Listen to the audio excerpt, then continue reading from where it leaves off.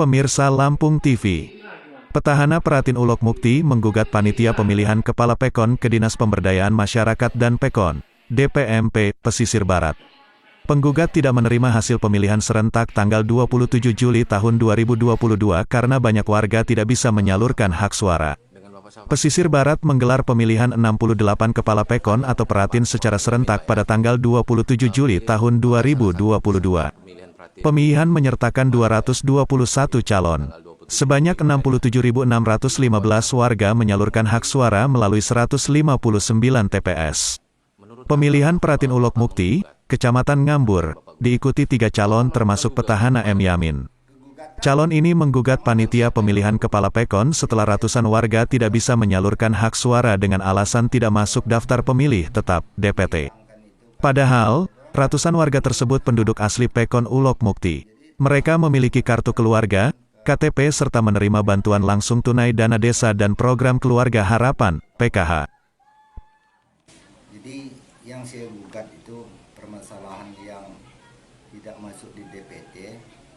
Ya kalau permasalahan 10 atau itu kan kekeliruan hak pilihnya masyarakat itu sebetulnya ya dihilangkan, itu yang dituntut oleh masyarakat juga, dan juga masyarakat juga sebetulnya itu Pak, dia menggugat dengan saya juga karena kan dia selama ini kan dia segala bantuan mendapat PKH, ada KTP, ada KK, semuanya lengkap lah. Penduduk asli di Ulok Mukti itu tidak bisa hak pilihnya direalisasikan atau hak pilihnya dihilangkan.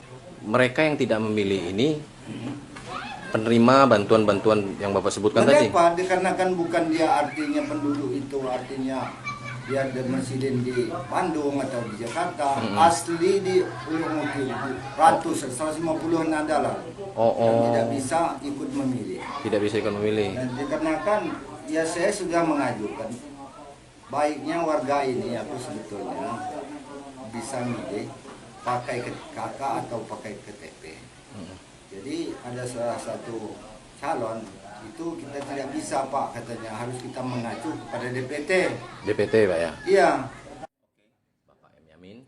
Ketua Panitia Pemilikan Pratin Ulok Mukti Muhammad Saiful Rizal, Senin tanggal 22 Agustus tahun 2022, mengatakan panitia sudah melaksanakan pemilihan Pratin sesuai prosedur. Tugas panitia sudah selesai. Ia menyerahkan gugatan kepada pihak berwenang jika terdapat calon tidak menerima hasil pemilihan. Itu sebenarnya kami selaku panitia sudah melaksanakan rapat sosialisasi Pak. Jadi itu dilaksanakan pada hari Kamis tanggal 21 Juli bertepat di Balai Pekon, kebetulan di sekret panitia.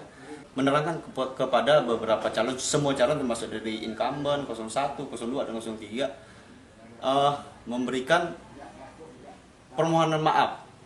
Ibaratnya itu artinya kami sebagai panitia sudah melakukan maksimal, tapi mungkin masih ada kelalaian kami lah sebagai manusia. Kami mohon maaf, kemudian dimaafkan. Setelah itu kami menawarkan sebagai panitia karena ada beberapa masyarakat yang mungkin tidak bisa memilih, jadi kami memberikan solusi bagaimana kalau misalnya diizinkan atau tidak ke semua calon. Kemudian tanggapan dari semua calon, baik dari 01, 02, dan 03 sepakat bahwasannya yang tidak terdaftar di DPT tidak boleh memilih.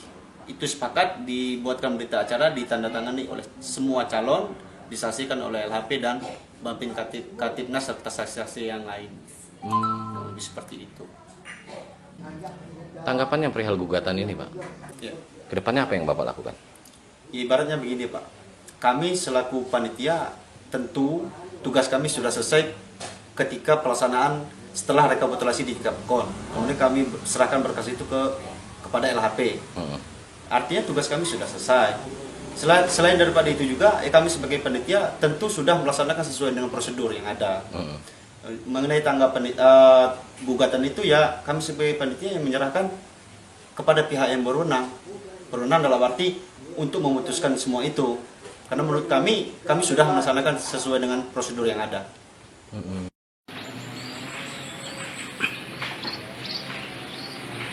Dinas Pemberdayaan Masyarakat dan Pekon, DPMP, Pesisir Barat menerima 5 gugatan hasil pemilihan Pratin yaitu Ulok Mukti Kecamatan Ngambur, Tanjung Jati Kecamatan Lemong, Pemerihan Kecamatan Bengkunat, Menyancang Kecamatan Karya Penggawa, dan Pagar Dalam Kecamatan Pesisir Selatan. Analis kebijakan DPMP Pesisir Barat Irsyan menanggapi gugatan calon Pratin Ulok Mukti dengan alasan warga masuk DP4 tetapi gagal memilih karena tidak masuk DPT. Masuknya warga sebagai pemilih atau bertambah dan berkurangnya DPT tergantung pemutakhiran data dan tupoksi panitia pemilihan PEKON. Sekarang ini Agustus, Pak. Berapa gugatan yang ada di pesisir barat ini?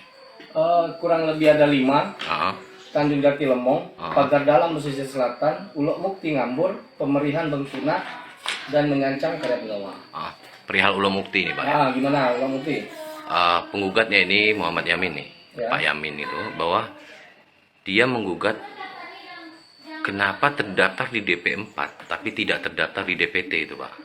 Itu tanggapannya gimana? Kalau seperti itu, secara tupoksi, itu terdaftar di tupoksi panitia pemilihan Pratin di PEKON. Kenapa bisa seperti itu? Apakah ada pemutakhiran data kependudukan seperti perpindahan penduduk dan lain-lainnya? Kurang lebih seperti itu. Kalau untuk DP4 itu apa, Pak? DP4 itu adalah daftar penduduk potensial pemilih pemilihan. Kalau DPT itu, Pak, acuan dari DPT apa, Pak? Acuan DPT itu yaitu adalah DPS yang telah ditetapkan dan diperbarui beserta daftar pemilih tambahan sementara. Jadilah DPT.